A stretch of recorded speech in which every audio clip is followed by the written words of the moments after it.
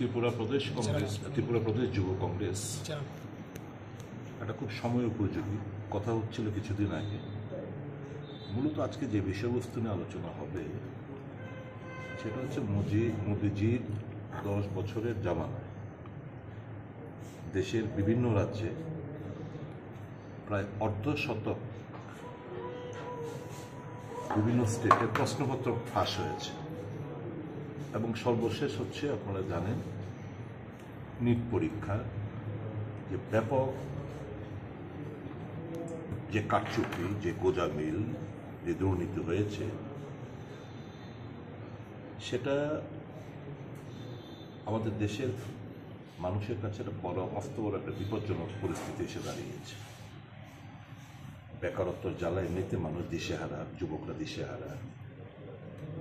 সকলকে চাকরি দেবে আমরা সে কথা বলি না, যারাই পাবে এটা ট্রান্সপারেন্সি থাকা দরকার। ত্রিপুরা রাজ্যেও এই যে টিপিএসসি রেজাল্ট গত 6 তারিখ বেরিয়েছে কম্বাইন্ডের, এর মধ্যেও ব্যাপক ব্যাপক দুর্নীতির এবং স্বজন পোষণের কথাবার্তা পরীক্ষার্থীরা আমাদের কাছে বারংবার কথা বলছেন।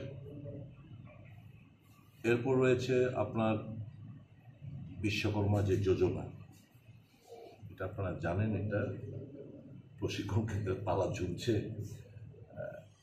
স্টাইপেন্ড পাচ্ছে না, মুখ থুবড়ে পড়েছে। তো সর্বোপরি যে পরিস্থিতি দাঁড়িয়েছে বেকার বিরোধী মানসিকতার একদম পরিষ্কার একটা জলজন্ত একটা প্রতিচ্ছবি আমরা দেশব্যাপী দেখতে পাচ্ছি।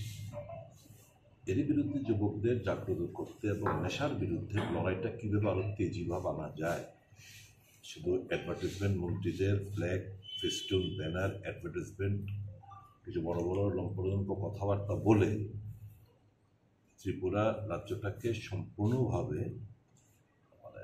নেশার যারা কিংপিন তাদের হাতে ছেড়ে দিয়েছে।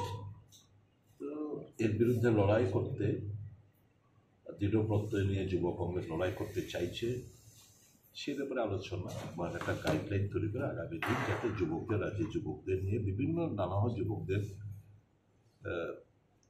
যে কঠিন যে সমস্যাগুলো রয়েছে এইভাবে কীভাবে তাদেরকে সঙ্গে আন্দোলন করা যায়, সরকারকে নাড়া দিতে পারে, সে নিয়ে একটা রূপরেখা একটা তৈরি হবে আজকের এই আলোচনা সভা।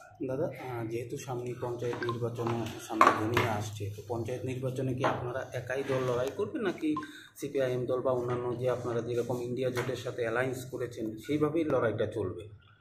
না দেখুন, সে ব্যাপারে এখন কোনো সিদ্ধান্ত প্রদেশ কংগ্রেস 18 তারিখ একটা মিটিং ডেকেছেন। ত্রিপুরা প্রদেশ কংগ্রেসের মাননীয় সভাপতি আরও সিনিয়র লিডারদের নিয়ে বসে কর্মীদের বিভিন্ন জেলা ব্লক স্তরের নেতৃত্বদের, প্রদেশের নেতৃত্বদের সঙ্গে মত বিনিময় করে তারপর একটা সিদ্ধান্ত অবতীর্ণ হবে।